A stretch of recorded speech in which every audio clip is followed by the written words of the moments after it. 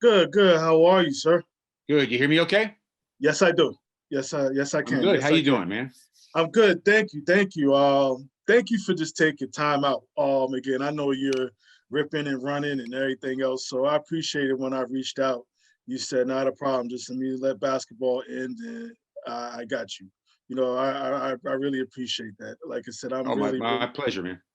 I'm really excited. Like I said, to have you on here and just kind of a real super cliff note.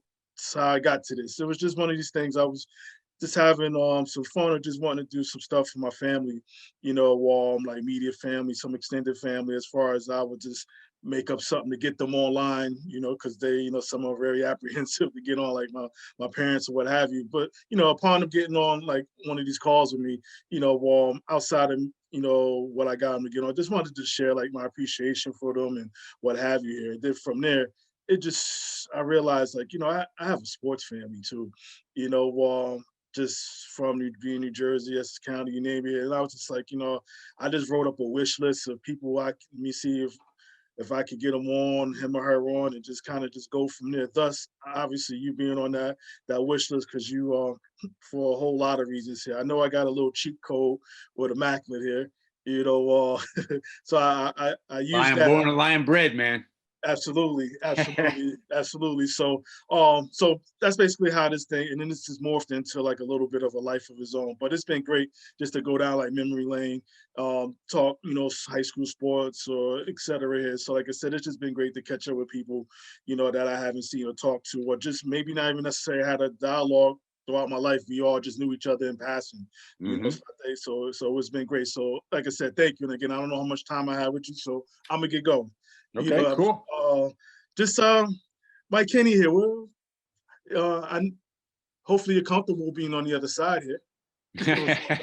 I'm all right with it. I'm all right. Okay, cool. So, actually, where you from? I'm from East Orange. Okay, I was born in Newark, lived in Newark first 7 years of my life. Family moved to East Orange, grew up in East Orange, grew up in EO. what part of East Orange? Over in Dodgetown, man. Lived right. I lived right off Dodge Street.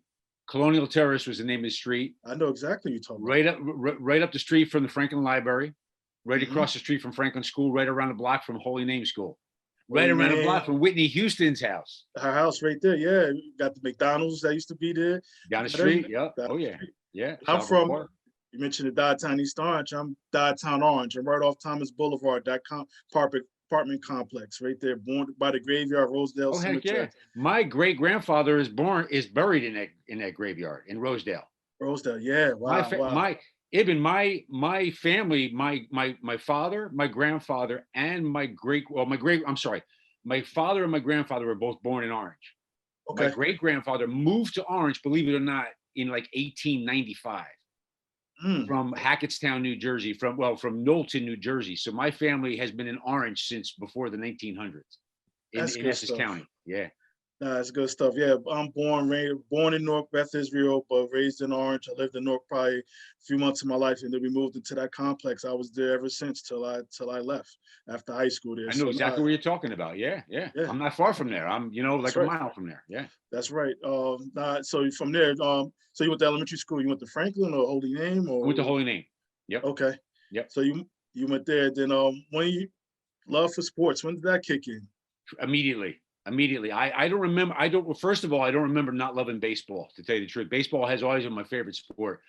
When I was a kid, when I was growing up in Newark, both my grandfathers were very good baseball players. They both played, nobody professionally or anything like that, but they played deep into their lives in leagues. My one grandfather who grew up in Orange played in the league in Essex County and was a very good ball player. My other grandfather played in the service and was a very good ball player. They both loved baseball. One was a Yankee fan, one was a Mets fan.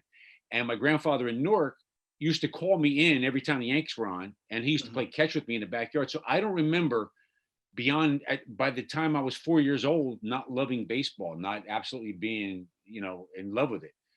Other sports picked up a little later. When I lived in Newark, it was pretty much just baseball, and I liked watching football, but I was too young to play it. But Mhm. I had a cousin who was a very good football player at Barringer High School back in the mid '60s, and we used to go watch him play.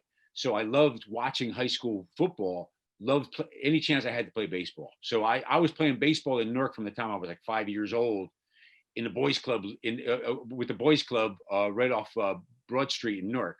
I know exactly. And Right. then moved to East Orange and got involved with the league, with the intra-park leagues in East Orange. Played at Salvo Park, played baseball there. Then got introduced sort of to basketball. East Orange, as you know, and well, Orange too, great basketball city. So I got to East Orange. All my friends that I went to Holy Name with, are all my friends in the neighborhood. Even we all played basketball. Everybody had hoops in their backyard. We went down to Franklin School. We went over to Salvo Park. So I immediately, basketball became something I loved as well. And then started playing football like 7th grade over at the Pop Warner. I'm sorry, at the PAL in Bloomfield, and then played the sports at Immaculate. But baseball was something that I loved. I don't remember ever not loving baseball. I don't ever remember not loving sports. It was something I just it came natural to me, and I just loved it and loved watching it, loved talking about it, loved playing it. I'm just like you, right? Stuff.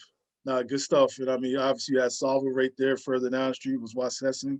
Yep. And just so we organized baseball. Did you play as a kid for any leagues, or you just played? I did, yeah. It was organized baseball. It was semi-organized when I was in Newark, but when I got to Salvo Park, it was organized. It was a park league. Like we didn't have an official little league in East Orange, but the park league served like little league, and we had great coaches. You know who my coach was? My first couple of years I played. Fred Hill, who ended up being the longtime Montclair State and Rutgers coach, was my coach in Little League. That's how good the guys were in East Orange, and he also coached the Essex County League, the Sovereigns over there, the big guys.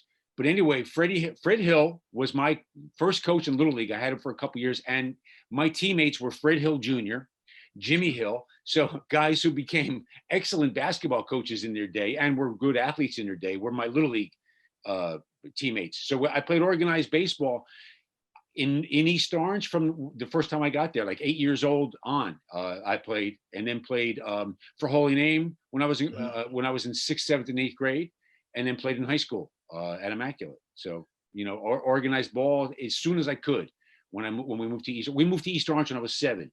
Okay. As soon as I could sign up and get signed up for that, for like organized, I played there. I played CYO basketball, played basketball with Holy Name, and then football in 7th grade. But baseball, had to be. As soon as I could, my family got me signed up, and I went over there. Nah, good stuff. And it sounded like you had a big sports family. You talked about your uncle and everybody. So sports was a big deal in the Kinney household. It sounds absolutely. Yep. Nah, that's great. And then we get to good old 33 College Place. So when you get up there, like you take to any of those sports, you just play all three. You give them, or you just stick to one. The thing was, I was not a great student. I was an okay student. Oh, I feel your pain. I understand. I was a great student when it came to like writing compositions. Okay. I was a good student in English. All the other subjects, I kind of skated as I could. And so my mom made the decision, along with my dad too, but my mom made the decision, you can't play all 3 sports. They didn't understand then that you did better when you played ball, because you were more regimented during the season. You had no alternatives. There was no time, as you remember, Evan, right? No time to mess around during the season. You went to practice, you thought about it. You didn't want to mess up because you wanted to play. And you had little time on your hands. You got home, you ate dinner, you did your homework. You got up, you went to school, you went to practice, same thing. You did it over and over again. And off season, you had time to mess around, time to not do your schoolwork, time to find other things. So the 2 sports I decided to play were football and baseball at Immaculate. So I didn't play basketball. I didn't play organized basketball. Though when I was a freshman, I actually was asked to play basketball with the team, on the Immaculate team as a freshman, on the freshman team, but didn't because I wasn't allowed to. I could only play the 2 sports. So I chose football and baseball, and played those all 4 years. I was not a great football player. I enjoyed playing football, loved being part of the Lions, but was, not like you, Evan, that's for sure. As a football player, but I was a pretty good baseball player. I started a couple of years on the Immaculate baseball team. We had some good teams at Immaculate, played with some great guys. Same thing with football, played with some great guys. And there were some really good athletes in the school when I started, and throughout at Immaculate. We had some really good ball players. Definitely. What position did you play in football? I was like an outside linebacker, defensive end, and like like a tight end. We played the 4-4.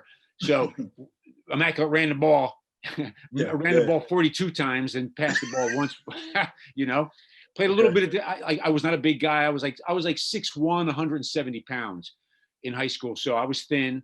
But so defensive end in a 4-4, defensive end outside linebacker in a 4-4 defense. Not Okay. not stellar at all. And like when I played freshman in JV, I used to return punts and I played safety and stuff like that. So I played more athletic positions, but I was truly not athletic enough or fast enough, I should say, to play at the varsity level, like in the secondary. So I was a Mhm. guy who just kind of, you know, I got you. So even with the teams, the varsity teams, I'm sure even back then, I know they were fairly good.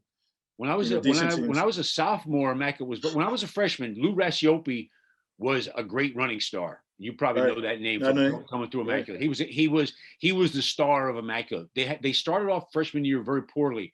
They ended up winning their last 5 games, so it kind of got started there. Because Immaculate, if you know about Immaculate, even the history, they had stopped football for a couple years back in the Right. '60s. Right. And so they picked it up again like late '60s, and it took a while for them to kind of get it going. But Lou Rassiopi was really like that was the threshold into Immaculate being a strong program. He was just an outstanding running back, and then the guys after him were very good. And as when I was a sophomore, we were like 7-4, and we were parochial C, if you can believe it or not. We were so small that we were parochial C, which nobody else qualified for the parochial C playoffs that year, and Immaculate was named the parochial C champion without even playing a playoff game. That's how small that Wow. division was. Then when I was a junior, we had some really good football players on that team. The guys behind me were really good, or the guys in front of me, I should say, were really good. We had like Mike Lennon was a quarterback, Hmm. Steve Rassiopi, Billy Cummings, guys like Yeah. that, really good football players. Mike Reardon was an excellent lineman. Billy Ormsby was an excellent lineman. We had a really solid team when I was a junior, and we lost to St. Mary Rutherford in the first round of the playoffs. When I was a senior, we were okay. We were like 4-5, and sadly we lost. We were 4-4, and we lost it to Valley on Thanksgiving Day. Oh yeah, yeah. And in baseball, we were pretty good. When I was a sophomore, we were decent. You know who my teammate was? When I was a sophomore, Larry Doby Jr. was a senior on the Immaculate team, the son of Larry Doby, Yeah, the yeah. first black to play in the American League. So we'd go to Nishawane Park. That's where we played and practiced, as you know. And every once in a while, when Larry Doby Sr. wasn't out, early in the season when he was not with doing his stuff with the major leagues, he would come by practice and watch us. And what a thrill that was, Oh, yeah, man. I was about to say that had to Getting be. batting tips from Larry Doby Sr., that was That had, awesome. yeah, that had to be that. Yeah, and I think sometimes even with Immaculate, people just don't realize all the people that have walked through them hallways here, like from athletes to other professions, other careers. But it's been a Yep. lot of great people Oh in them yeah. hallways throughout the years here. Yeah, Yeah. I know. Well, you get to so you wound up graduating. You mean proud 77. day? I was a 77 grad from Immaculate. Yep. Yeah. Yep. Proud parents. Marcus Hackett was a young lad when I was a senior. Marcus was a sophomore, I think. No, Marcus was a freshman. What an athlete he was. Yeah, all them Hackett's. Yeah, they all Oh him, man, Merlin. Marcus was special, man. But they were all Yeah, great. Mims, all those guys. But Marcus was special. You knew when he was a freshman that he was going to be something exceptional. As a football player, as a basketball player, just as a pure athlete, he was outstanding. because he's the one out of the Hackett's. I know he went on to play for the Generals and the Yep. USFL, all Yep. that other stuff, right? Yep. He was the Yeah. oldest. He was the oldest of the Hackett brothers. Yep. Mm-hmm. They were Nah, all good. nah, they were. So where you wind up going to college? I went to Kane. I went to Kane, which was Kane College then in Union. Mm-hmm. I went initially to play baseball. Okay. They didn't do a whole lot of recruiting in Division III, but I did get recruited a little bit from Kane to play there, and I went there to play. But unfortunately, the finances in my family at that time, I didn't. My family could not afford to pay me to go. To go to school. Mm-hmm. And getting school loans then wasn't easy back in the '70s. It wasn't an easy thing to do. And my family was big. We went to Immaculate and we went to Holy Name. So my parents were paying tuition to go to school. Mm-hmm. And I was the second of 6 kids. So all the other younger kids were all going to Holy Name. And and my older brother had graduated from Immaculate, and I had a younger brother at Immaculate at the time. And so I had to pay my own tuition. So when I first went to Kane I hoped to play. I played in the fall, but I was unable to play that spring because I had to work. I had to work pretty much full time. When I was at school, I had to do my job. So unfortunately, that it was the end of my baseball career, but the beginning of my writing career. So I did go initially to play baseball in college, which I hoped I'd play, but I was very proud because years later, one of my sons ended up playing baseball at Kane, and that was awesome. That was a thrill. Oh, that had to be, and we know as parents, like I said, it's a bigger thrill for your kid than stuff that you've gone through. Totally. The love for writing, where did that come from? Like I said about baseball, Ibn, I never remember not loving to put my thoughts on paper. Never remember not liking to write. It's one of those weird things. When I was a kid, you remember like when the teacher would say we have a composition to do, most of the kids in school would go, "Oh my God, no." Yeah, that was me, right? I'd be like, "Oh, now we're talking." Now, yeah, that's exactly. We got a book report to do. We got a composition. We got, whenever it was a writing task, I was all in. I don't remember not liking to do that. So my feeling even was if I didn't play Major League Baseball, then I probably wanted to write somehow. That's, I wanted to make a living doing writing in some form. So it was never not there. I never didn't have that compulsion where I wanted to get my thoughts on paper and be creative. It's always been there. It never has not. I don't remember it ever being a task.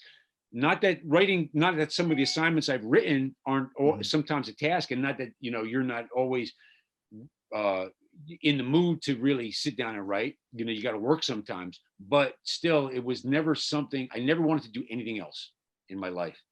That's great. Yeah, and like you said, you found, obviously it sounded like the same love for baseball, the writing, it was paralleled, and for you to even to say that last bit is something you never thought you would do. I mean, I think it just shows even to this day, and I know we'll get to that, but my thing was too, even what was your first job like when you started writing? I mean, did you write in high school as far as for articles or little things? I did a little bit at Immaculate. Did a little bit of writing, but I was so ensconced in the sports and stuff, I didn't do a whole lot, and we didn't have a whole lot of options. But when I went to Kane, what happened was, in my freshman year, when I couldn't play baseball because I had to work. Now let's go to my sophomore year. I had to work all that summer, so I didn't play summer baseball.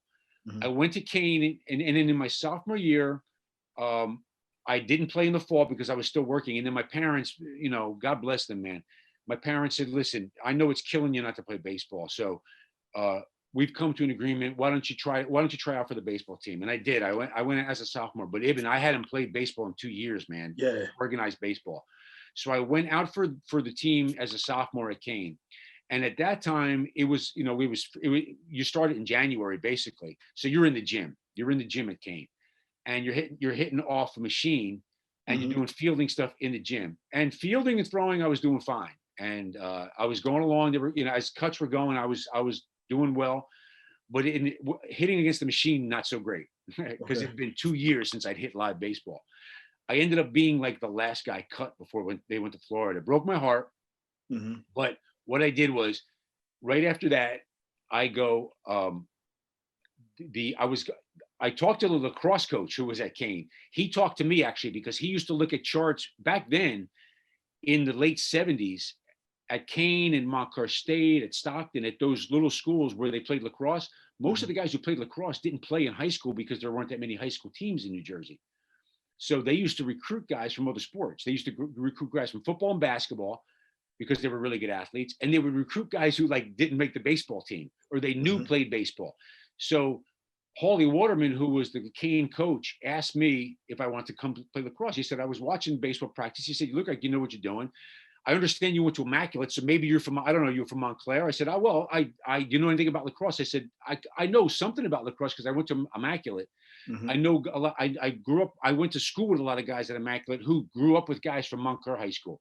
So I've seen some high school games over at Anderson Park. I've seen Montclair play lacrosse. I picked up a lacrosse stick. It wasn't that difficult to play catch with because I played baseball. You had hand-eye coordination your whole life. Right. So you picked up a lacrosse stick. It was easy to play and catch. So I said, yeah, I kind of know the sport. So he asked me to come out for the team. And I said, listen, I said, thank you. It sounds like a lot of fun, but I said, you know what? Now that I got cut from baseball, I think I'm ready to move on. And I went into the newspaper office at Kane. Like a week later, when school reopened, once the spring semester started, I went into the office. I said, listen, I'd like to join up for the paper. So when I got cut from the baseball team that sophomore year, I ended up joining the newspaper at Kane, which was called the Independent. And I never didn't work for a newspaper from that point on. Wow. Yeah. Wow. So the Independent, and that takes you to, do you get to the Star Ledger after that, or is it something in between? No, I had to stop along the way. What I did was, I'm working at the Independent and I'm at Kane, and I'm not like at Immaculate. I'm not the greatest student on earth. I mean, I'm spending more time doing my writing. I'm spending more time doing that than I am doing all my studies. So I'm doing okay in school, marginal, just okay. But man, I'm putting my heart into my writing. And I started to try to make some extra money. I started getting in touch with some of the local papers around Kane in Union, Westfield Leader, the Union Chronicle, the Mountainside Echo, the local weekly papers. And I started covering things for them. I started covering Board of Ed meetings, council meetings, and writing some features. And I would get paid like $15 an article, which, wasn't unbelievable money, but back in 1979, 1980, it was not bad. So I was making extra money doing that and writing and writing for the paper. And with those assignments, man, my grades were getting worse and worse. So I ended up applying for a newspaper job at a weekly paper in Essex County. World Publications put together newspapers in Orange. You might remember the Orange Transcript. Transit Orange, yeah. The East Orange Record, the South Orange Maplewood News, the Bloomfield Independent Press, the Glen Ridge paper. So I got hired as the sports editor. No, I'm not finished with Kane yet. I got hired as the sports editor at the Bloomfield Independent Press and Glen Ridge paper, at those two parts of rural papers. So I started working there full time, and when I did, I left school.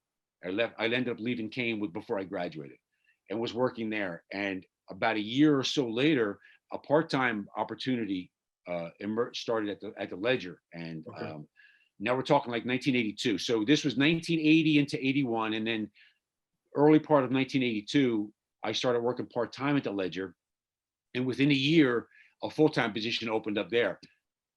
Once I was at the Ledger, I ended up getting married in 1984. My wife convinced me, you got to go back to school, get your degree. And I did. I ended up getting my degree several years later, going back part-time to school, which was one of the smartest decisions I ever made, that was made for me, to go back and get my degree. Not that I needed it, because I was already working full-time, at the Ledger, but just for closure, to get that done and prove I could do it. So I ended up leaving school to actually write, which guys back in the day, guys used to do that a lot. Once you got a job that you liked, it's like, okay, what's school for? And I wasn't the greatest student in the world. So it was like, all right, I got my job. So. Similar to athletics sometimes too. I mean, obviously those college guys like, hey, well, I'm gonna stay here for, or what I need to go for. But even just to go back to Mrs. Kinney here, I mean, I learned the lesson. I've, more on the, been married probably, I better not say probably, if she hears this. I've been married for 9 years, but to your point, sound like you took the same advice I did, marry somebody that's smarter than me. Eben, there you go, man. Absolutely. Yeah. Amen. That's luckiest guy on earth right here, sitting right here. And maybe you're number two. Okay. Marrying someone who's smarter than I am. Yeah. Because my wife was my wife's a teacher, actually. She was a very good student in high school. She was a very good student and in college. She was also an unbelievably good athlete. Okay. Yep. No, she grew up in Middlesex County. She went to Piscataway High School, but she was a champion high jumper. Along with her older brother. They were both high jump champions at Piscataway High School and beyond. They were, my wife was a state qualifier and a county champion and all that kind of stuff. So she was a tremendous athlete in high school. As well as being smarter and a heck of a lot better looking than me. I second that. I know. So you get the full-time gig at the Ledger. Yep. I mean, obviously playing sports your whole life, you're competitive no matter what arena it is. How competitive is it back then as far as just the job itself and obviously, the assignments that they had you on that people wanting to beat you to a sign? Like, how competitive was it? Yeah, very competitive. Good question, David. Very, very competitive because you know why? Back then there were a lot of newspapers. There aren't as many newspapers now, and it's obviously completely different. Everything online, everything immediate. So back then you were looking for stories and working, to be in the paper the next day. But when you went to certain games, there were guys from the Bergen Record, there were guys from the News Tribune, there were guys from the Elizabeth Journal, there were guys from papers all over the place, not to mention the local papers. So yeah, you had a lot of guys. If it came to a big story, you had a lot of different guys working on those and looking, and you tried to get the best information, and a lot of times when you cover, especially when you cover something at night, you were on very, very tight deadlines. So making sure your story made it in the paper before deadline was often that was a task. That was a challenge, and it was always a challenge I kind of loved. I kind of really, because you know why? Because when you play ball and that adrenaline gets going, man, you're at your best, right? You're at Yes. your highest sense. Your senses are the sharpest when your adrenaline's really going. Equate that with being on deadline where you have maybe a game's over and you have a half hour to get your story in, or sometimes 20 minutes to get your story in. And man, it's got to be rote. You got to deliver. And there's, if you don't, you miss a deadline. And I never missed a deadline. Never missed a deadline in my entire career. Even though sometimes I had some crazy deadlines. That adrenaline would kick in, and sports definitely helped. It helped you compose yourself in those times of stress. It helped you, slow yourself down, start seeing things a little slower and clearer. There's no question, had I not played sports, had it not been competitive, that it probably would have been way more of a challenge than it was. Totally. Now you, for the Ledger, you immediately in the sports department, or they had you on a wild goose chase somewhere to earn your stripes? Yeah, well, I did a lot of different things. I did a lot of different kind of features and stuff like that, but I was immediately in sports, immediately into high school sports, which was great. I didn't cover Essex County initially. When I first started there, I was covering like Ocean County and Monmouth County. But I lucked out. Like a year later, it was 1980, end of 83, 84, I started covering Essex County football, Essex County basketball. And at that time, for a few years, I covered baseball, Essex County baseball, and then I started covering lacrosse in 1984, and that was statewide. Although, like I said, with lacrosse, when I started covering statewide lacrosse, there were like about 32 teams that played in the state then. Now there's over 200. But I started covering Essex County sports in like 84, and then did that for a long, long time. Then started branching out with some other counties and started being in charge of like top 20s and things like that. But Essex County was always my main area from the beginning, which was great because that was my home county. Absolutely. Now you mentioned back then we talking deadlines. Like, how's this stuff getting to where it needed to go? Where there was this technology obviously was non-existent, and you might be like hour or two away from the office and traffic. I mean, like, how did you do this? Good questions there too. Yeah, these are pre. You got your laptop pre-Apple, pre any of that stuff. These are the days when you got your story in by calling on the telephone. You would call the office and you would dictate your story. So here's the thing. When you were on your way to like high school, now, of course, when you were covering, let's say, a college thing, it was different because you went to an arena, you went to a stadium, and they would have banks of phones available for you to do that. And you could bring a typewriter, or you could bring, by the 90s, you had like a Tandy. You had a machine that could transmit stories slowly, but could transmit stories, and there were always problems with them. But in the early 80s and into the 90s, you were doing stuff like typewriter and then faxing your stories over, or you were calling your stories in. And that was a challenge. So you would be good. I would be on my way to a high school field. You knew where all the telephones were. You knew where all the telephones were at gas stations. You knew where all the telephones were outside high schools. You knew where all the telephones were at the 7-Eleven. Because after the game, you would sometimes I'd have to sprint sometimes to my car. I'd get a quick quote. Sometimes I couldn't even get a quote. I would sprint to my car to go to the telephone, and I would get on the phone and call and call the office, collect, and I would I start was about to dictating the ask, story. was it collect, or did you have a roll of dimes with you back then? It was collect. Thank goodness, yeah. Okay, And you okay. would call your story in, and somebody would be there, and they would and you would dictate your story to them. You barely even had time to maybe write down your first two sentences, your lead. You sometimes you had a couple extra minutes you could do that so you can get started. Sometimes you had to do it fresh off the top of your head because you raced, you got to the phone, you called, you might have had 15 minutes to get your story in. Because what happened was, depending on what edition you were writing for, let's say you were writing for back in the day, let's say you were writing for something that was in Manasquan, something that was short edition. The deadline for there was 8 o'clock for them to have it in print, to have it down at in the office where they would typeset the stories and then go to have them printed. The shore edition was the earliest edition. Then there would be a Somerset County edition. There would be a North Jersey edition, which was like Passaic County and West Jersey. Then there would be a Middlesex County edition. Then there would be like a Union County edition. There were a bunch of different editions. The latest was Essex County. And Essex County was usually like 11 o'clock was the deadline, which so if you had like a 7 o'clock football game, you're talking by the time that's over, you might have had a good 45 minutes to get your story in. But if you were covering something in Union County, which was often the case with me, and let's say it was a night basketball game or a Friday night football game, that deadline was a lot earlier. That deadline was like 9:30. So end of a football game, man, you had about 20, 25 minutes to get your story in. And we did that all the time.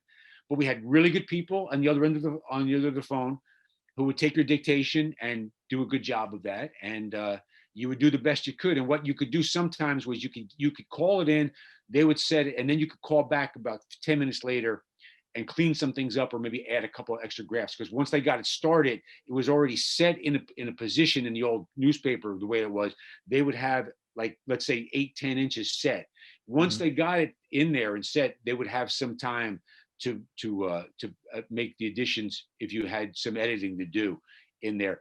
That's the way they used to typeset that stuff. So way different from now than we're like, boom, you write it and there it is online, Yeah, now I mean, you probably like this is probably a breeze for you now as far as just deadlines and articles. I think probably if there was a struggle right now, what would it be? I mean, having to write for different platforms, or like what would be the Yeah, struggle for different you kinds now? of platforms, learning all those different platforms as you obviously get older and those new platforms come up, man, they're like, whoa, what are we doing?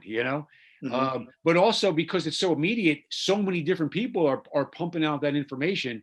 So a lot of it gets lost, so beating somebody on a story now is a lot harder to do, and you often don't even think about it as much. You still want to have a high quality story.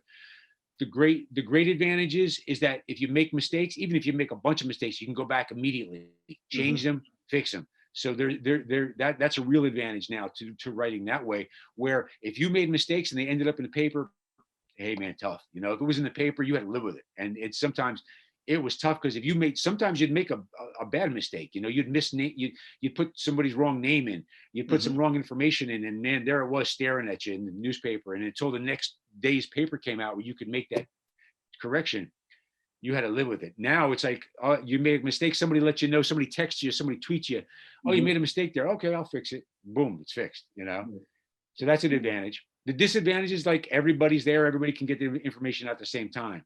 And another disadvantage sometimes, Ibn, is that you don't see the game quite the same way now, because I'm at a game, I'm texting updates, Right. all that kind of stuff. I'm not sitting and like absorbing the game in the same way that I used to. I used to be able to sit and absorb the game, write your little notes down, and then have that. I still write those notes. I still do that in an old-fashioned way because that's the way I learned how to take games.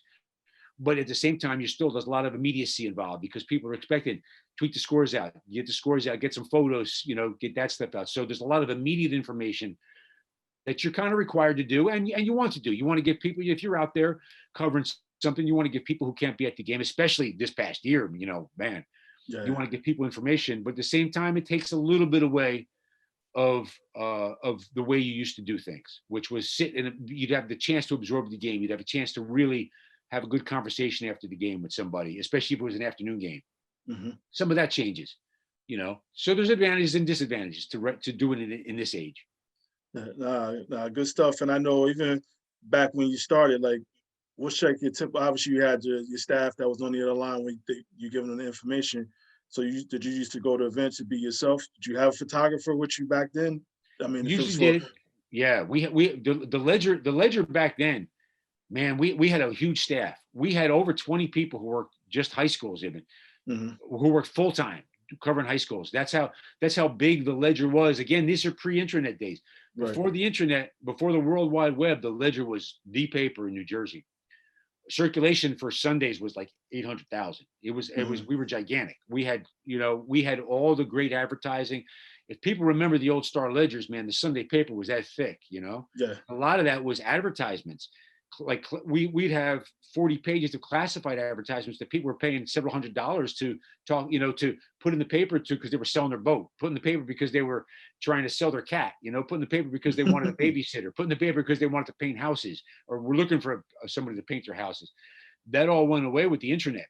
So in the old days of the Ledger, we used to have a team of photographers, and pretty much every game I covered, there was a photographer. Okay. Pretty much every county that we covered, there was somebody who worked full time, especially football. There was somebody who worked full time in just that county. There was a time I covered just Essex County football in the fall. That's all I did.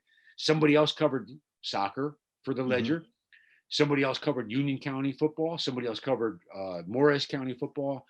That's how big our staff was. My responsibility was Essex County football in the fall, and then Essex County basketball in the wintertime.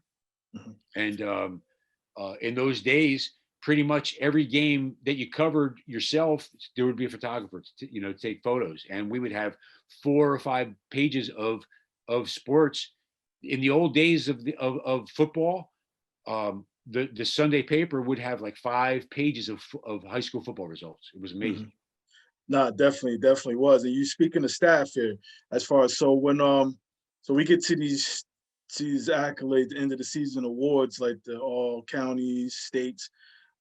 I don't know if you're at liberty at it.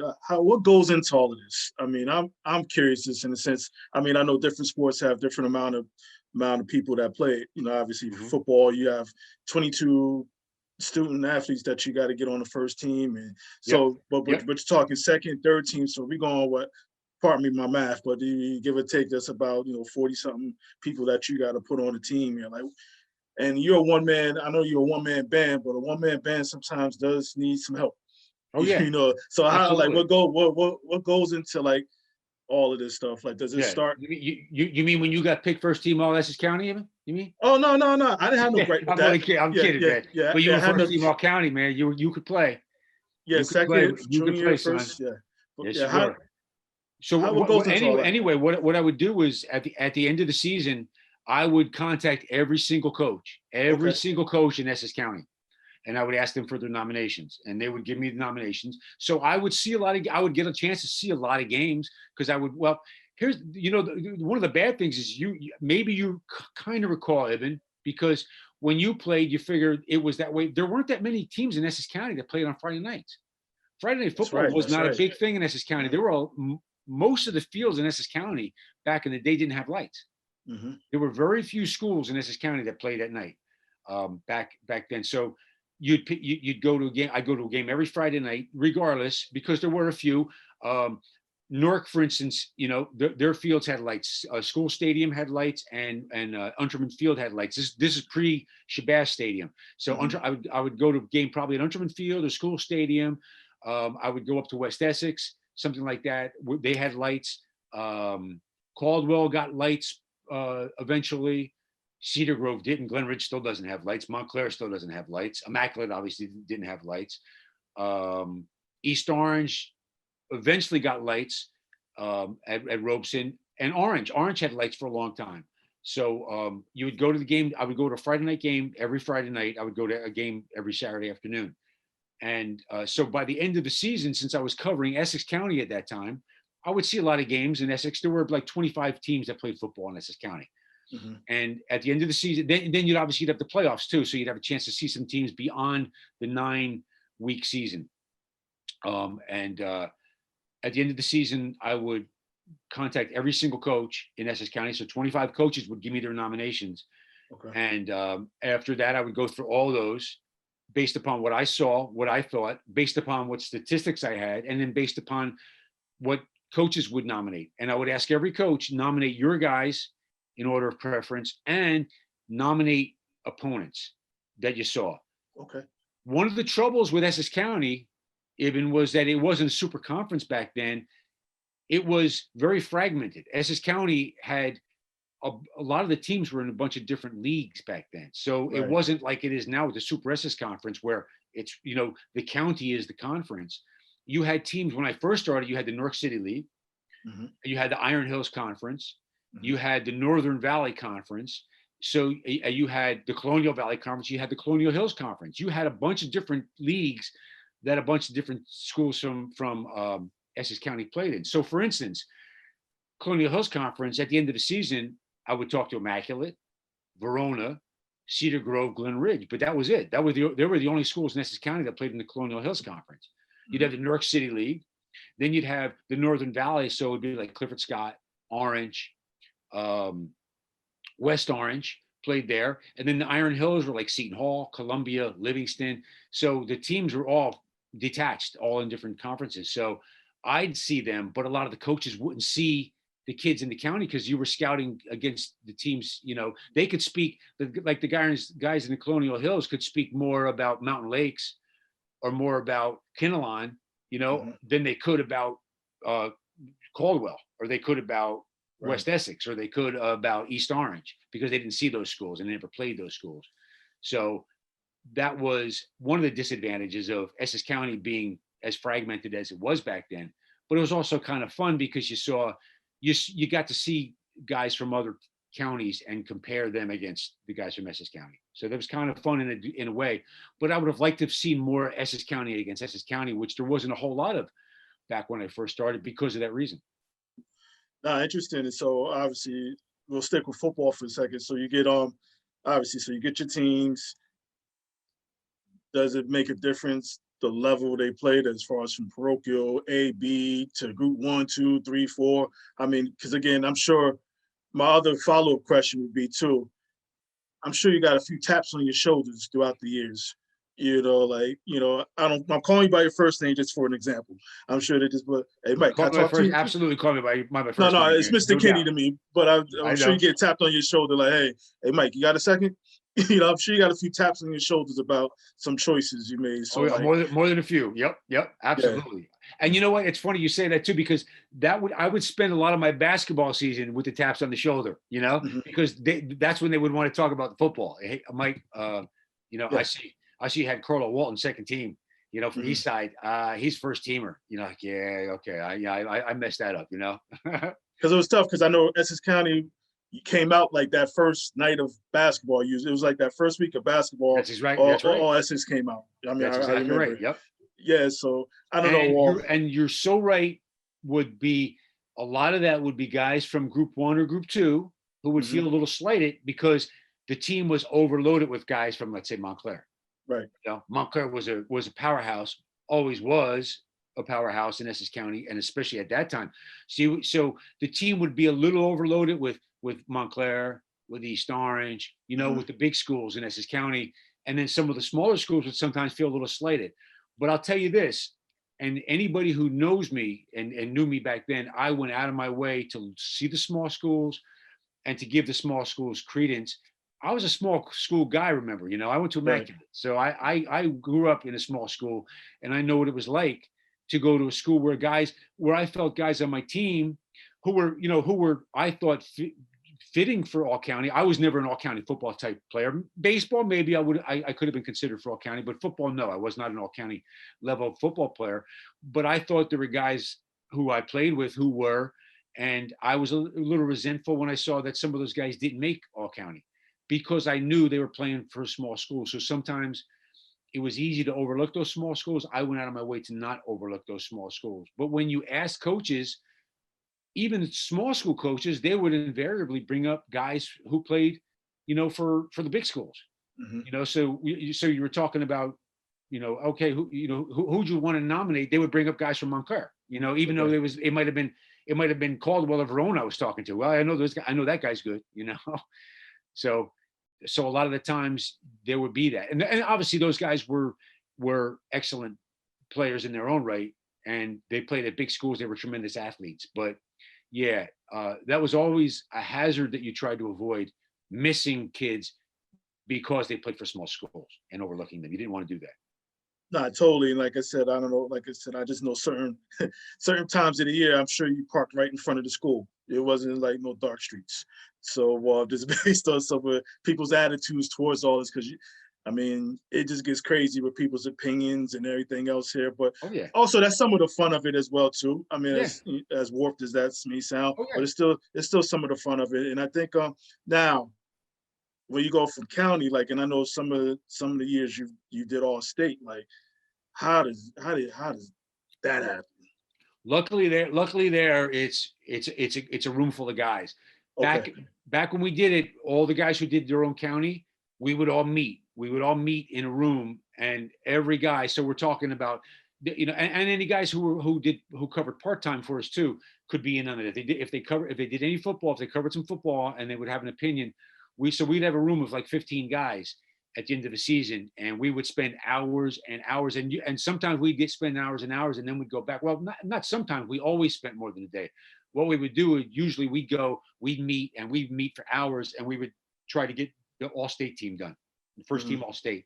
So we would all put up names on the board, and the very best at the position. We would put who we did, and then we ended up voting on them. We put up stats, and then we would end up voting as a group for who was first team all-state. And then if they had 5 names and we had 4 backs for first team all-state, then that guy would probably slip to second team. Maybe he was good enough to make defense, and we would work our way down through all the positions, and we would spend hours just doing the all-state. And then we would come back a couple of days and work on the all groups team, the all group 4 team, the all group 3 team, the all group 2 team, the all parochial team. And we spent a great deal of time doing that. And again, all the guys who did their county were would be responsible for having all the stats for their county and for making their recommendations. And then we would all vote together and try to come up with what we thought was the best team. So it was a lot of work and a lot of different opinions, which was good, because I would have not wanted to pick an all-state team by myself, or even with 1 or 2 or 3 guys, because I wouldn't have felt that would be enough. no, that makes sense. And with anything, someone's gonna get left out. That's just the nature of the beast. Yeah, You know, you're never and gonna be perfect. no, it's not. And I know my year, ironically, I had him on a few days ago. I had Terrell Willis. I got to catch up with Terrell. So that was pretty good. So Terrell could run the ball. yeah. And then I know now we go football with all those guys. To now you only got to do 15 for basketball. You have all these schools, and you got 15. I know my year I snuck on the 3rd team. I was thankful. So thank you for that. But anyway, but how does that only 15? It's impossible. Think about it, right? Yeah, right. Essex County basketball. Are you kidding me? 15 guys. Yeah. It's impossible. You know what was the hardest team to pick was? Not the first team, because as you could expect, Essex County, I mean, unlike football, basketball, obviously teams are playing 3 times a week. It's a long season.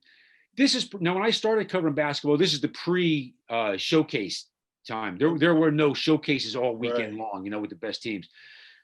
But there was Essex County tournament, and that was an unbelievable tournament. And then there were Christmas tournaments, and teams would play in those. And there were some really good local Christmas tournaments, like the Newark Holiday Tournament was always awesome, which I always spent a lot of time, and still do spend a lot of time covering that, because the basketball is so good. But Essex County, Newark, East Orange, Irvington, Orange, forget about it. We're talking about among the best basketball, not in the state of New Jersey, in the country.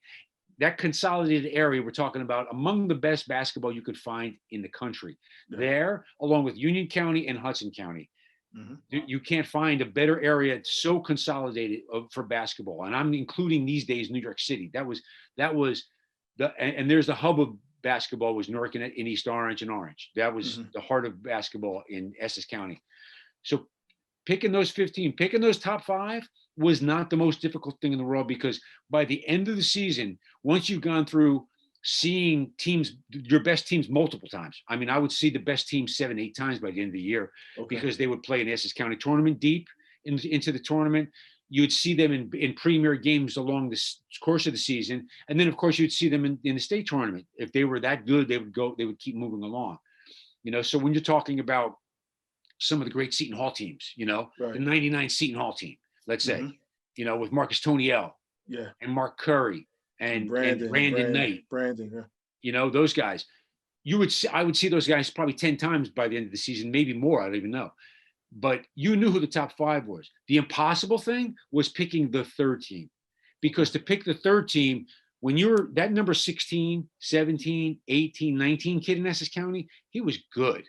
Yeah. That 16, 17, 18, 19, 20, 21 kid even could go to almost every other county with the exception of Union and probably Hudson, and be at no less than second team on the all-county team if he were in a different county other than Essex, back in those days, because the basketball today too, but the basketball was just so good.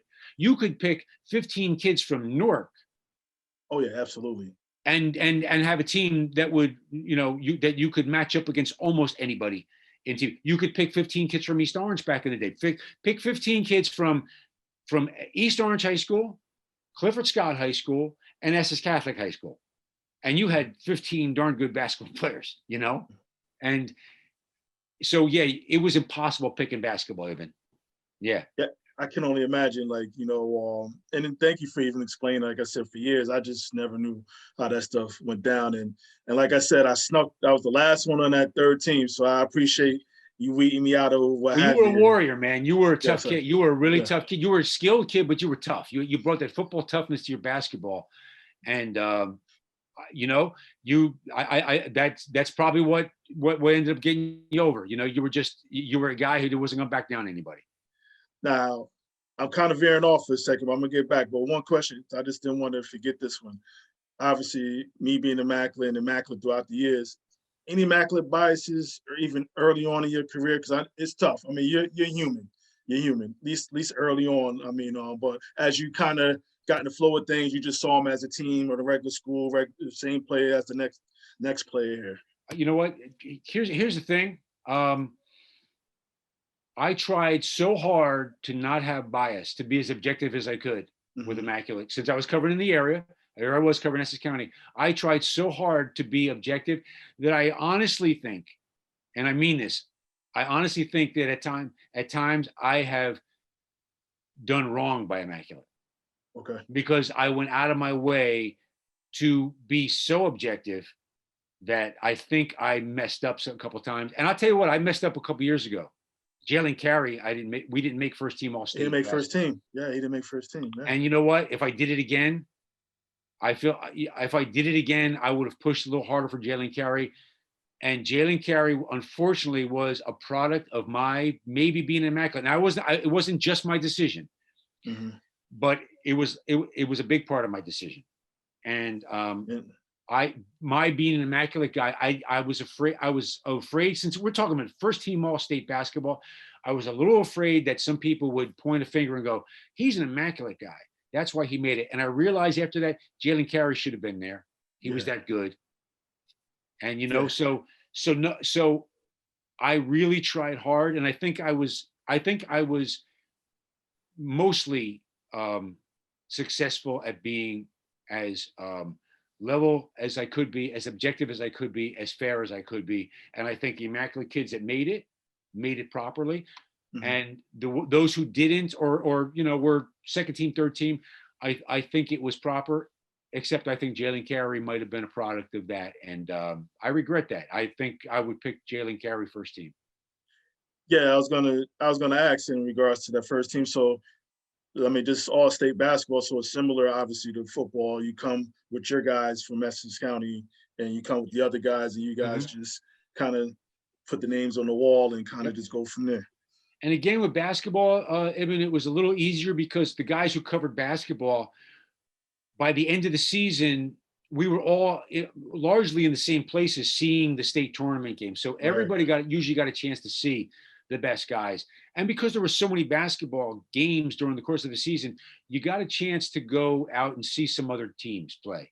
So by the end of the season, unlike football, where you covered your area and you didn't really get a chance, except for in the playoffs, in the state playoffs, you got a chance to see your team play and another team in the tournament, in the playoffs. Maybe you got to see Shabazz play Morris Knowles. Maybe you got to see Immaculate play St. Joe's Hamilton.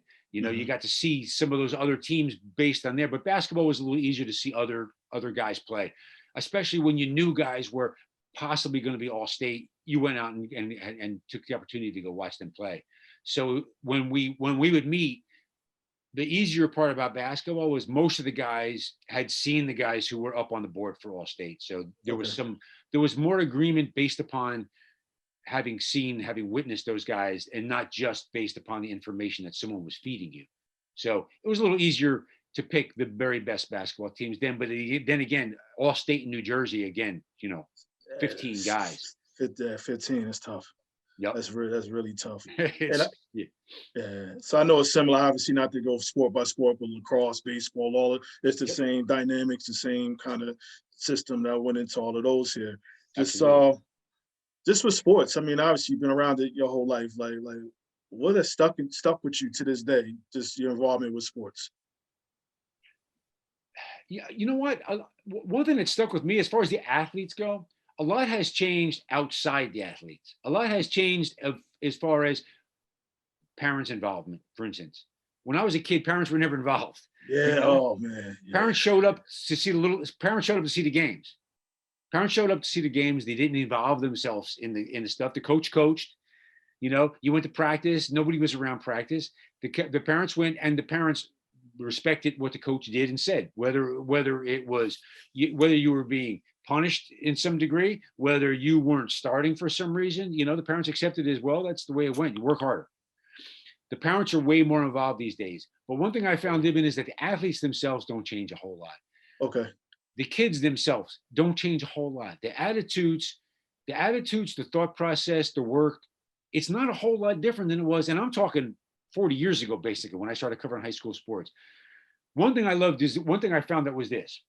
When I started covering high school sports, I'll be honest, my idea was, man, I would love to go higher and cover college, cover pros, maybe baseball, maybe cover Major League Baseball. After a few years of covering high school, and I was doing high school and enjoying it, I completely stopped the idea of even wanting to go and do anything higher, anything more. I did some college stuff. I covered college lacrosse for many years, along with high school lacrosse. I would help out and cover some college basketball, a little bit of college football from time to time, help out, do some Rutgers, do some Seton Hall or Rutgers basketball way back.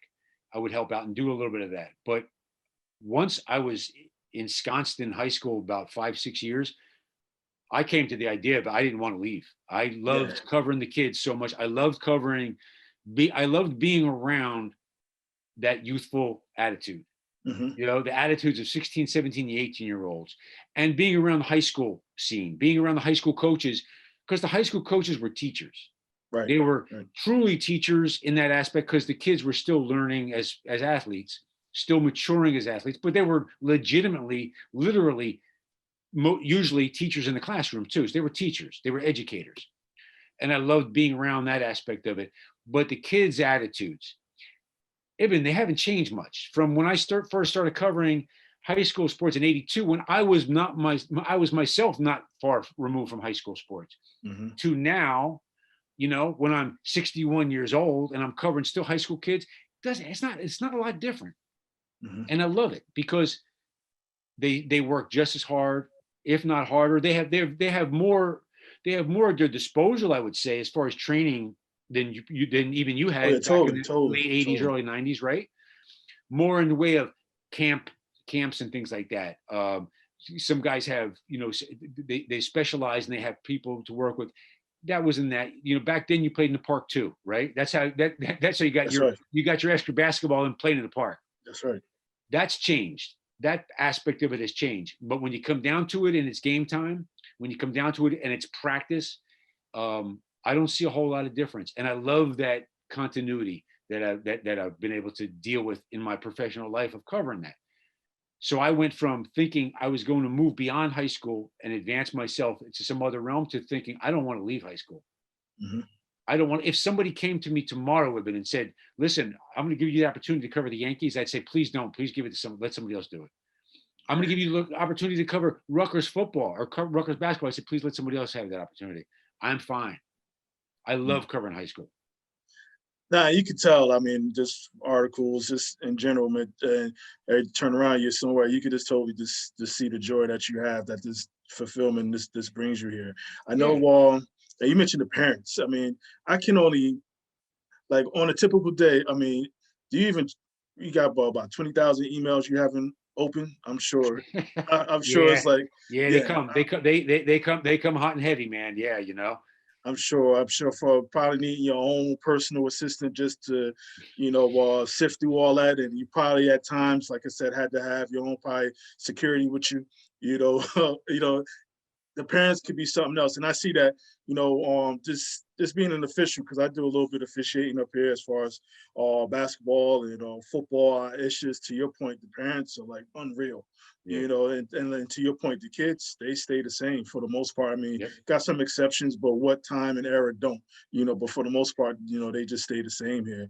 Now, as far as for you, just in general, like what traits, as far as from playing sports, have kept you, as far as, even professionally here, that stuck with you here? The idea of I would say, first of all, when you play ball, you try to be aware of your opponent all the time. You try to be aware of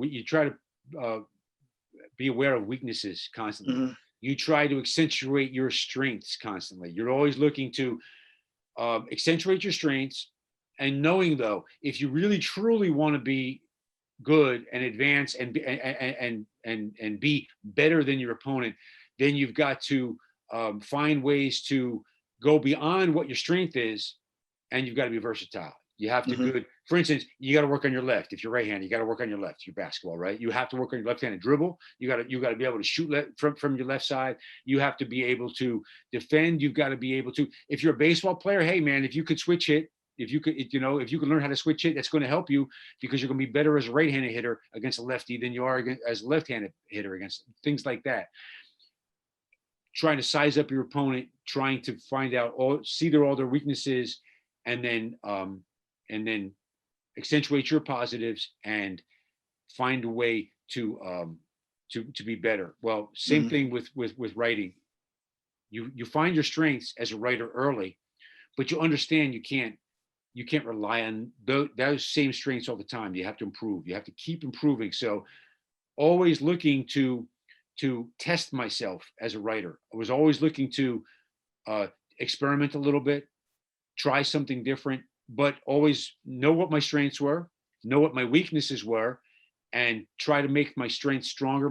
Try to make my weaknesses stronger, and only rely on my strengths when I had to, and try to get better and better. The skills of observing that you tried to have as an athlete, always, I thought my strength as a reporter, as a writer, was observing, really looking into deeper, trying to find the story within the story. Not when I cover a game, I don't just look to see who won the game. I look to see who excelled in the game and for what reason they excelled in the game, and maybe why, or maybe what they overcame in order to be able to excel in that game. I've always loved the stories of, the kids who had to achieve over really tough circumstances. The kid who maybe came back for an injury. The team that played really poorly in the first half and then somehow found a way because of what somebody said at halftime, or because of an adjustment that was made. Those are the greatest stories. Those are the most fun to write. And those are the ones I was always looking for and still look for. So I would say that, and also, Eben, when you're a ball player, it's not, you don't always have your best days, man. And right. When you have not your best days, those are the most important days to put the work in. When you're training and you're like, man, I don't feel it today. That's the day you got to get out and do the work. When you're feeling it, it's easy. when you're feeling it, when the adrenaline's going, it's easy to work. It's easy to put the work in. You know, when you're out on the court and you're playing well, and man, your shots, you're hitting your shots, you're feeling the ball. It's easy to do it then. When it's tough and you got to grind, that's when you got to really push forward. I find the same way with writing, the same way with researching. You got to do the research. You got to get the background done. You have to go prepared. You have to go to your story prepared. And when you're not feeling it, that's when you really got to put the work in and really try your best, so that so the product that you put out there is just as good as when you're feeling clear and you're sharp and you're feeling as though you could write your absolute best. When you're feeling as though I don't have it today, you have to try to achieve to that level. And that's the grind that is just, it's identical to the grind in sports when you're playing against a great opponent who's just better than you. Mm-hmm. And you have to find some way to adjust just to stay on the floor, just stay on the court with the kid, because he's killing you.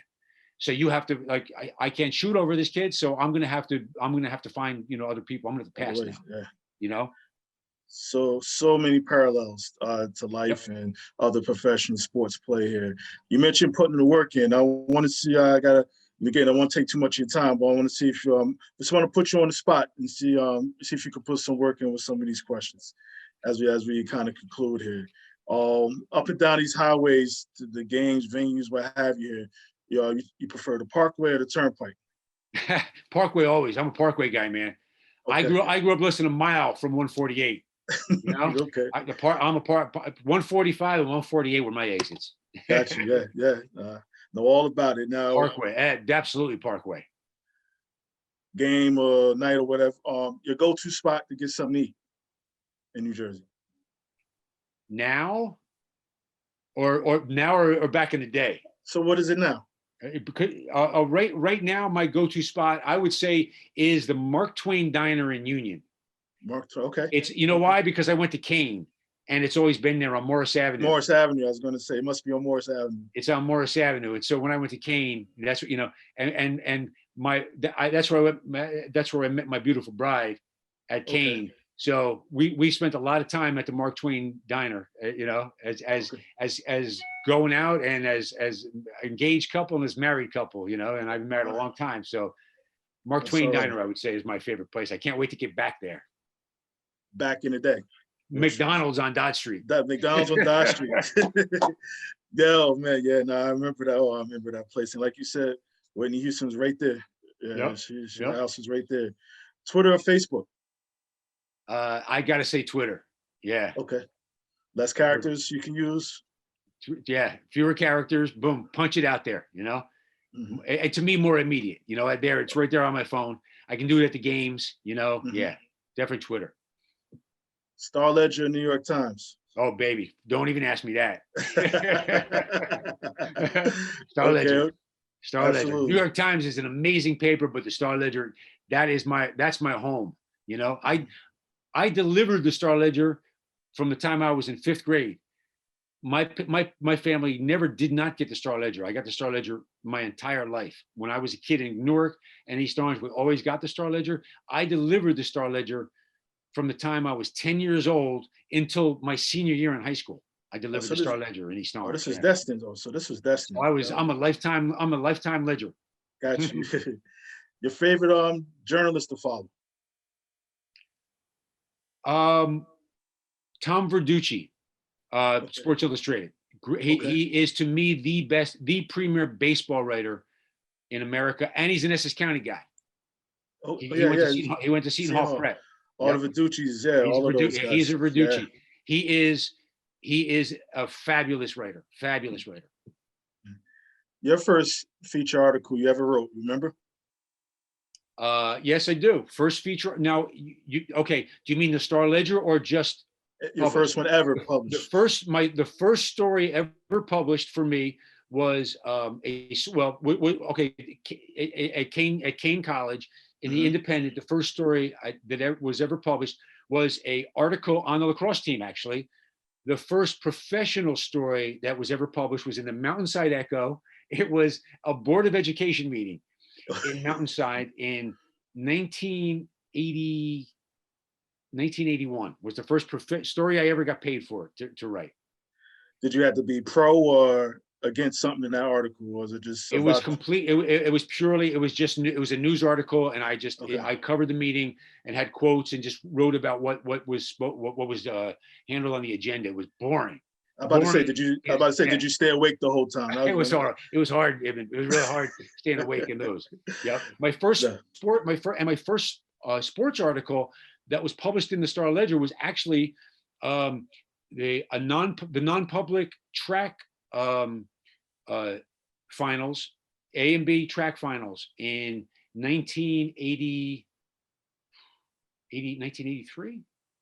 1983, spring of 1983 was the first time that I actually had a story published in the Star Ledger.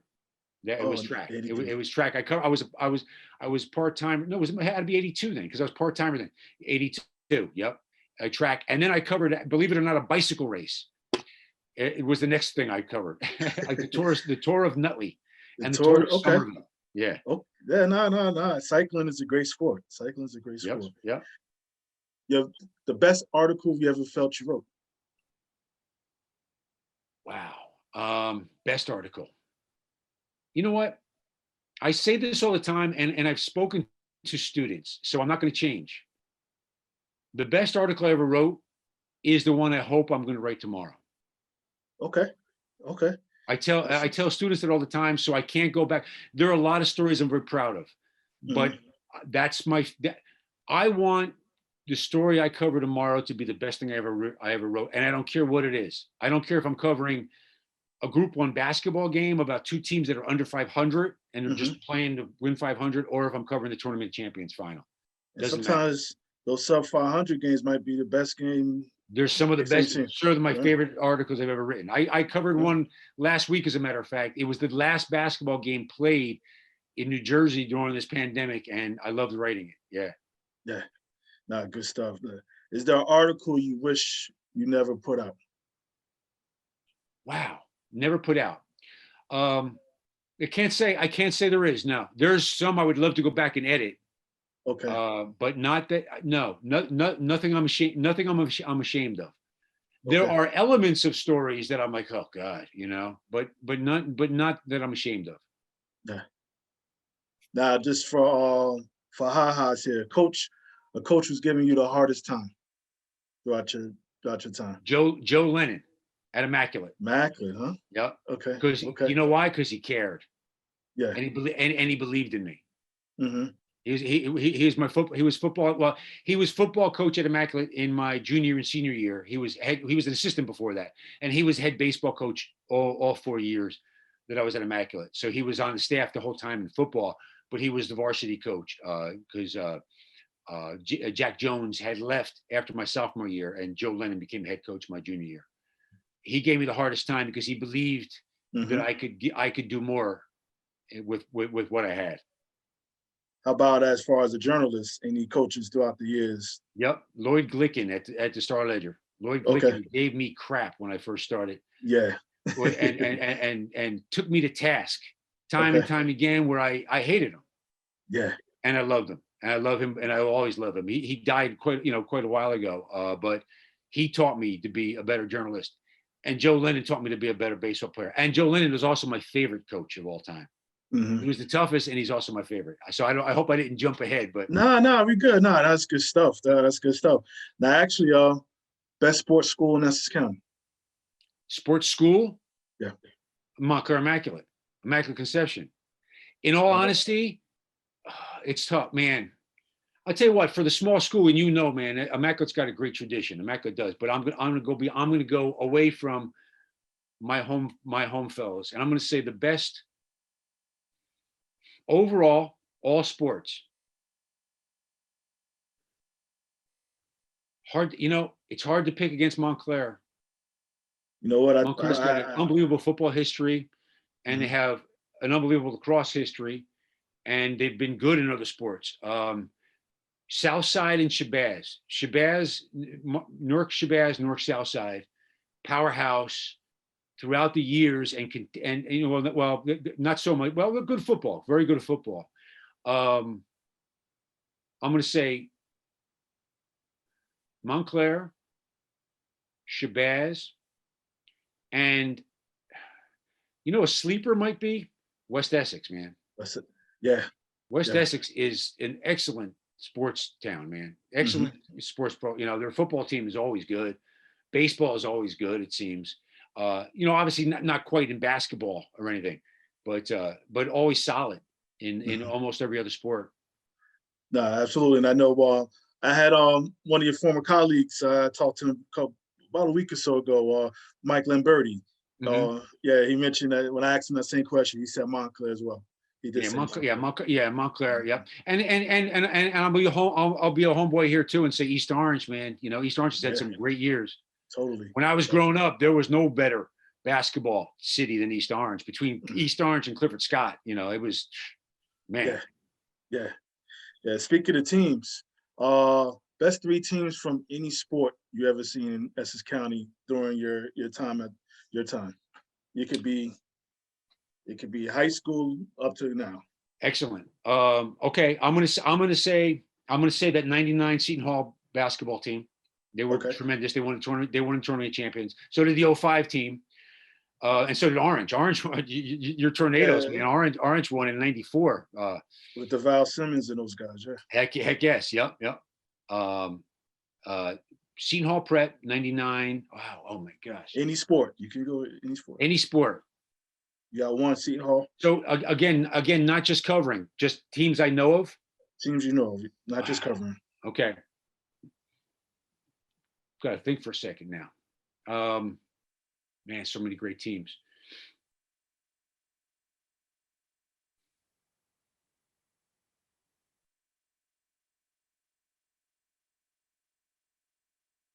The 1990 Montclair football team. Okay. The team that lost to Randolph and shouldn't have lost to Randolph in the game of the century. Yeah, I talked to Jason. Covered that game too, man. That was awesome. The '99 Seton Hall Prep team, basketball team, they were phenomenal. The '90 Montclair. Okay. I tell you what, I saw that '77 Seton Hall Prep football team one game too, and they were really, really good. And the 1975 East Orange basketball team. That was Coach Lester. Was he? That was Coach Lester. Yep, that was Michael Booker, Cleveland Eugene. Those fellas. Yep. Okay. Yep. All right, good stuff here. Good stuff. You're gonna catch some heat, but it's good stuff. I'm gonna catch. You know what? I'm gonna catch some heat from Troy Webster because he had some really good teams at Clifford Scott in 1981. Yeah, those guys, Gary Garland, Troy Webster, Mike Brown, those guys were really good too, you know. It's the fun of it. So this one you know who else I'm gonna catch? I'm gonna catch crap from the 1994 Immaculate team. That football team, Gil, Omar, Gil, Troy, Austin. Yeah, that was a good team. That was a good team. I was so happy for Coach Finn. I was so happy for him. And there's a decision we made, and those guys were in the top 20 that year. Right, they snuck in like 19th or something like that, right? And they deserved, and that was not easy. And I was truly convinced that team was a top 20 football team. Absolutely, and I was glad that they got a position because that was a phenomenal football team. Absolutely, and I think even that team in itself produced between probably close to about 9 to 10, 1A, 1AA. Yeah. So the proof was right there. Proof was right there. Yep, they would have been a good football team in any division, any division that year. And I remember, see how much the sports junkie am a little bit about Jersey. Your all county article, you had some fun with them in Montclair High, as if they was to play each other. Yeah, because similar positions. Oh man, Evan, that's awesome, man. Thank you.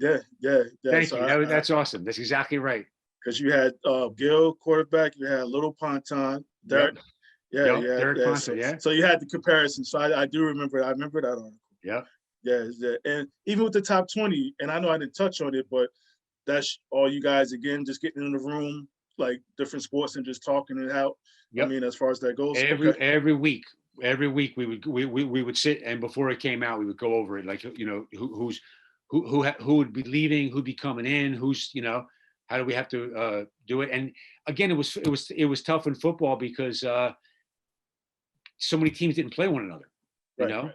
Basketball became a little easier as time went on, because as time went on with the showcases, all the best teams ended up playing one another sometimes multiple times during the course of a year. So Mhm. you kind of knew even before the playoffs, the tournament champions would start, who the top teams were, because they kind of played one another. They played in all the big showcases that have been around the state the last 10 years.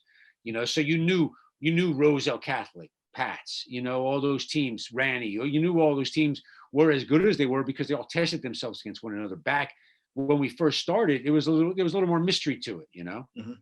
because East Absolutely. Orange didn't play Atlantic City until the state tournament.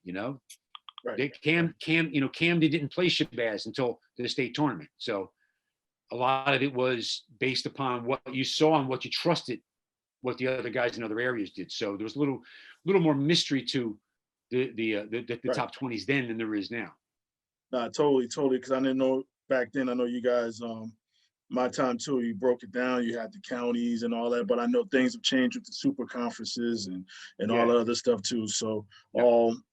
question to kind of keep going here. Your top 3 athletes you ever seen in Essex County. No, It could be male, female. okay. Here's an interesting thing, because obviously Jabril Peppers is an East Orange guy. Yeah, that's right. That's right. Okay, easy. But I'm going to say Essex County. I'm going to say Essex County played in Essex County.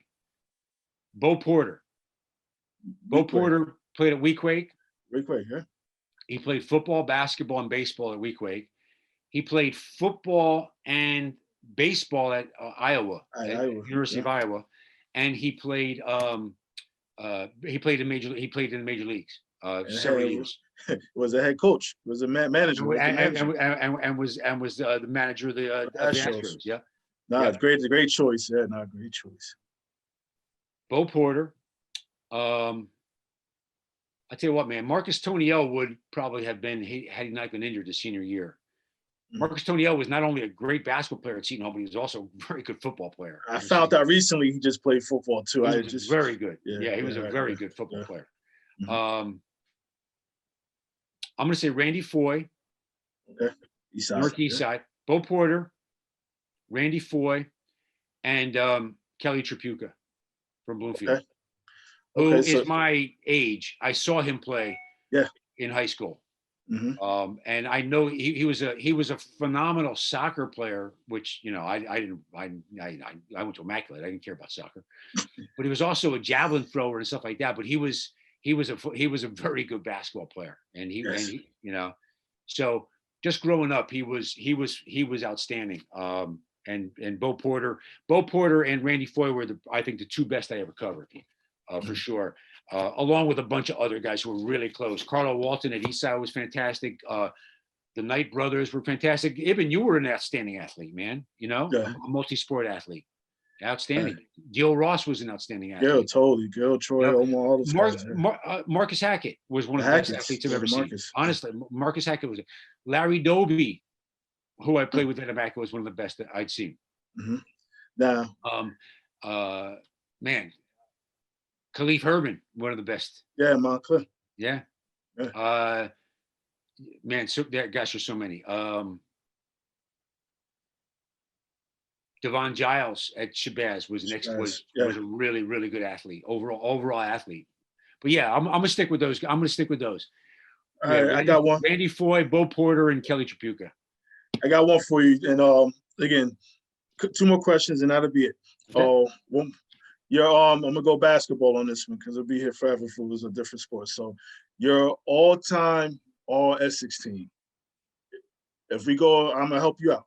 So the guards, who will be your guards? Randy Foy. And Brevin Knight. Randy and Brev. Okay. Forwards.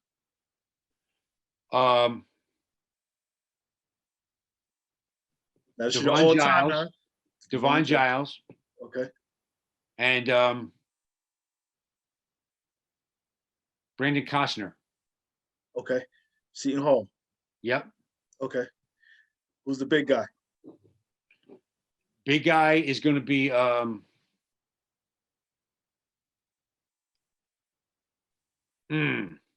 either Ala Abdelnaby. Okay. Or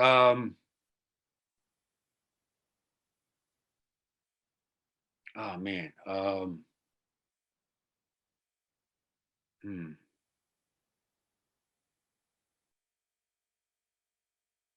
Wow. Let me think. Al Abdel Nabi or oh my gosh, I'm drawing a blank now. Shabazz. You got a couple of you, a few of them from there. Mm-hmm. You talk about Avent, Foster, Anthony Avent. Mitchell, Anthony Avent. Williams. Yep. Okay. Anthony Avent. Yep. Now, I'll have Anthony Avent and Al Abdel Nabi play one-on-one for that spot. For I'll that help fifth. you out. One of them come off the bench. One of them can That's come right. off There the you go. There's my six man. Yeah. give you six man. And Nah, I tell you what, and I'm going to have 375 six-mans on that team, that all Essex County team. Totally. And my last question, Mr. Kinney, was what would this Mr. Kinney tell that 18-year-old or 19-year-old at King College that wanted to just get into this world of journalism? What advice would you give at this point in your life? What would you give that age, that college student back then? You know what it'd be? If you pay attention, if you pay closer to attention to all the other subjects that you're supposed to be paying attention, you'll be a better writer. Eyes open everywhere. Don't just focus on what you do well, which for me was writing. Expand beyond that, dude. Talk to people outside of your comfort zone, learn more, read more, do a better job of learning stuff that you're not, so smart, good in, and you'll become a better writer, a way better writer, because because you'll be able to grab from so many different areas. So be more responsible as a student overall. I played to my strengths as a student. You see, Ibn, I didn't follow my own advice as an athlete or a writer. I played to my strengths and forgot about my weaknesses and just and I shouldn't have. And that's what I would say. Get back there and do that schoolwork. Nah, absolutely. And I just wanted to say this, Mr. Kinney. I know one, I want to thank you. Not only you done touched thousands of lives here. I mean, from articles just to showing up at games to, all county, state, group, whatever teams it was. And, I know this for me, the statute of limitations is up, so I can probably say this, obviously that complex that I told you I lived in, Dodgetown, the Orange Dodgetown, Saturdays, Sundays, or after basketball games, I would go to another porch and steal a sports page, take the sports pages from the porches. So a lot of families were left without a sports page, throughout my high school life. So the statute of limitations is up, so I'll be okay with not getting charged for a petty theft. Because I used to just that used to be my thing. We couldn't afford the subscription. So I would just go and just snatch them. My mother she didn't say anything. She just kind of shook her head. But I say that to say, so I was so eager to just see what you wrote about, or whether it was Immaculate, whether it was anybody here, just to kind of just to see all the work that you've done. Like I said, this is 40 plus years here. Like, you done changed a lot of lives, made a lot of lives in. And, you've gotten some people some scholarships, even if they don't want to admit it or not, but I just want to say, one, obviously coming from Immaculate, being fellow alumni, I just really appreciate, and I mentioned it earlier, just like all the greats that come out of Immaculate with different professions or what have you here. It's been a joy, as far as just to this day, just to one, not only talk to you now, but just to read the work that you have, the tweets that you do, and just everything you're still in, and you eloquently just showed the love that you've had for this. If you was to get called to some big contract from the Yankees, you would tell them, like, find somebody else. It shows. It totally shows. And I just want to say thank you for this. I'm sure there's been, times you've been away from the house countless times and probably missed some stuff with your kids, probably missed that trip to that diner on Morrison Ave with your wife because you had to do something here. That just shows your love, and I'm sure they understood the level of commitment that you had, and I'm sure it shows in what they're doing with themselves as far as your children and also your wife here. But I go back to just me and just being a student athlete, not only Immaculate, but I speak probably for everybody that you've touched here. I just want to just say thank you. Like, you being officially you is definitely helped Ibn become officially Ibn, and just the joy of it. I'm like humbled again, just totally gracious that you took time out, to talk to me, today. So thank you. My pleasure, Evan. Yeah, you're doing a great thing there. It's great to see. Great to see, man. I'm proud of you. Nah, thank you, thank you. And nah, that's pretty much it. Like I said, it was a great time, and I'm glad, like I said, you let your hair down. You be on the other side here. I'm sure you about to go back. Yep. You're gonna go back to the other side as soon as we get off this call. But like I said, thank you for everything.